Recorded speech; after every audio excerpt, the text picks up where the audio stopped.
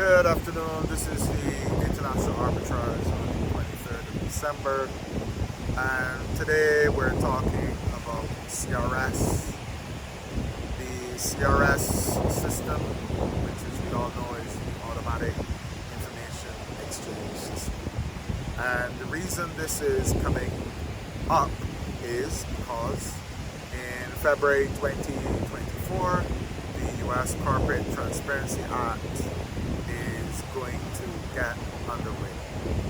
When that really gets underway, we have seen the regulations regarding the register, so when they collect information under the Corporate Transparency Act, the information is going to go into some type of beneficial owner registry, like that's agency, FinCEN, that's their kind of one of their financial services regulators. And then from there, under certain conditions, you can make a request. A foreign government, a foreign law enforcement agency can make a request under certain conditions for information from that beneficial owner registry. Now, what a number of us are saying, and we are mostly non-US rights so far, but two and two together, is that there exists the John Doe cases in the US where foreign governments that have treaties with the US have used John Doe applications to get information from US banks and the US government. They've done this successfully. The standards in the case have been well established. So putting these two things together now, the existence of this Corporate Transparency Act information and the John Doe case system, foreign governments for the first time, non-US governments for the first time, foreign law enforcement agencies will be able to get a lot of banking information from US banks, and financial service providers. This is a major step change in the status quo. No longer can it really be said that the US does not, under any circumstances, exchange information with anybody, and therefore you don't have to worry about it. And this is going to happen. And so, of course, most of us are thinking, a lot of the people from Latin America who have moved to the US for good reason, move their funds to the US, banks and private banks for good reason, are going to want to take some action to make their information confidential. And the only way this can be done is if you are using a number of approaches. There are loopholes in the CRS that everybody knows of. The active NFE is one, but active NFEs are not useful when you're dealing with large amounts of accumulated wealth held in a company owned by a trust. The other alternative might be, I say because I haven't finished going through yet, is PBLI, private placement life insurance, which may possibly offer an alternative. And I said before in the previous video that I don't like PBLI type companies unless the principals, the people promoting that the principals of those insurance companies actually have their own capital at stake in the company, as if your capital is being invested alongside their capital. There are one or two firms, insurance companies that are like that I know of, and I like those where you can actually get on the phone or probably go and meet the principal. Those I like. The other alternative that I see, and I said I'm going to Zurich in 2024 to really kick the tires on this one, is using a UK trust and what's called a custodial institution. And a custodial institution is an institution that 20% or more of its fees have to be for providing custodial services, and the types of custody income are included in the CRS rules, and all of this information is in the CRS rules. The CRS frequently asked questions in particular are another reference point and source of information. You know,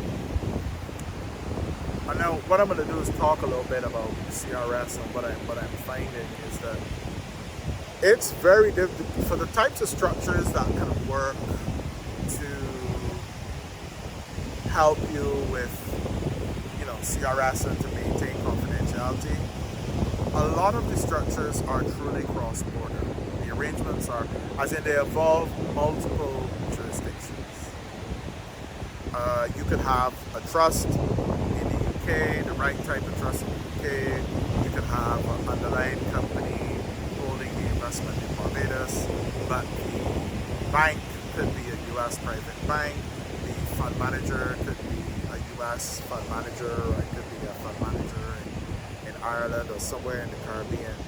And then when you put that structure together, there is no reporting under the CRS rules. But who can really advise? Who can really, because CRS is implemented into the law of most countries. The larger countries like Canada and the UK and other countries have customized the way they have introduced it into their law. So there are aspects of it, that aspects of a structure that's meant to deal with CRS that would be local to a particular jurisdiction for sure.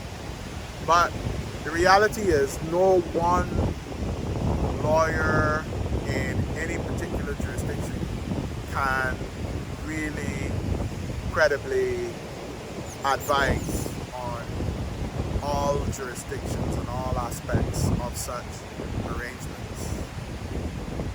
And this is an interesting one because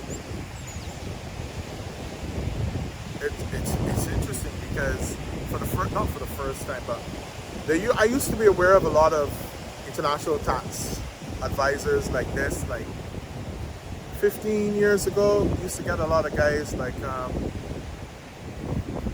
what's his name, Jeff Langer, and I can't remember the guy's names now. He's in China.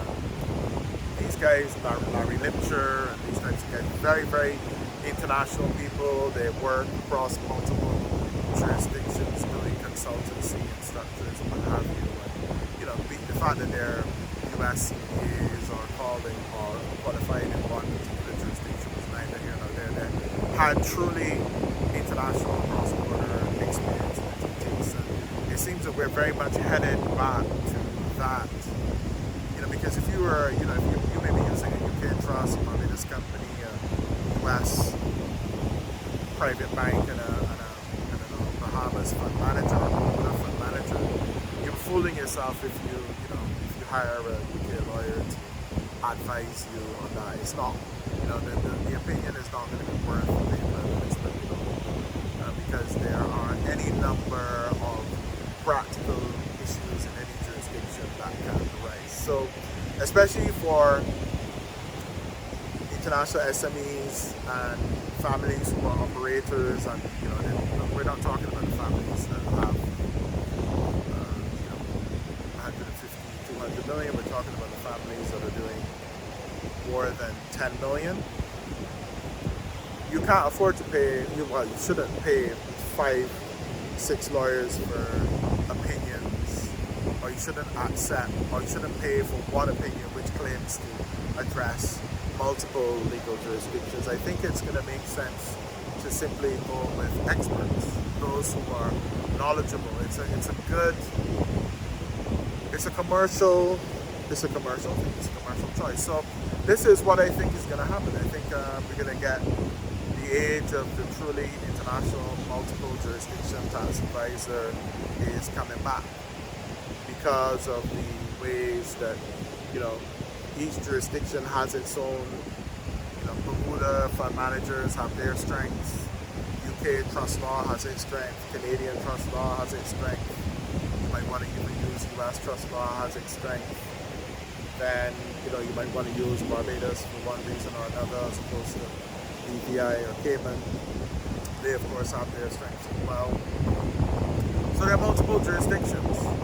So when you guys are looking into these things, don't be bamboozled by one lawyer or certainly don't try to coordinate between lawyers in multiple jurisdictions. It's quite notable that there are very few U.S. international tax lawyers living outside of the U.S. that have offices outside of the U.S. I know one in Dubai, that's Jimmy. He lives in Dubai. He's a U.S. international tax lawyer.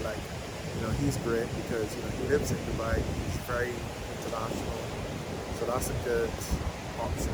I'll put in the post a link to his LinkedIn. He's very international. There are lots of great international tax lawyers stateside that have traveled a lot, done a lot of work outside of the US, down with people and structures and stuff outside of the US. I think also what's important is that the tax lawyers who are operators, who will help you, the tax advisors, who are operators, who will help you set up a trust, operate it, work through the compliance, work through the structuring and the practical aspects.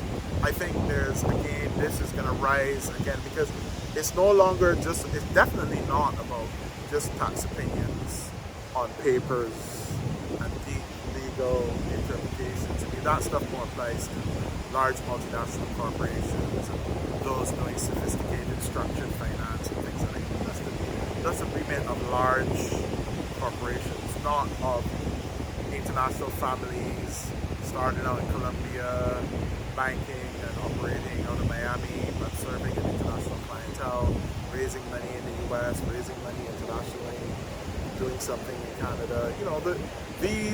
This approach to what is truly international is really people that I'm trying to talk to. I'm trying to get my message across. I'm trying to address the things that I know to you guys. That's what I'm trying to do. So yeah, I'm definitely going to Zurich in January, late January. I'm gonna sit down with some advisors over there. I'm already seeing from the material that I'm reviewing that I'm not going to be talking to I'm not going to be recommending an opinion for one, a legal opinion from one jurisdiction. I think this is going to be a consultancy type arrangement. Most people do this anyway. Very few people have detailed written, especially international entities and families. Very few people have written international tax advice that they are implementing like it's a protocol. Like I've come across only one or two families that way. Come on, you guys know that once you go in, you talk to advisors, you sort out on email. You might get an opinion, but it's not necessarily mapping 100% to what you're doing and all the changes and everything as you go along. So you guys are in a state where you have international advisory anymore. Anyway, so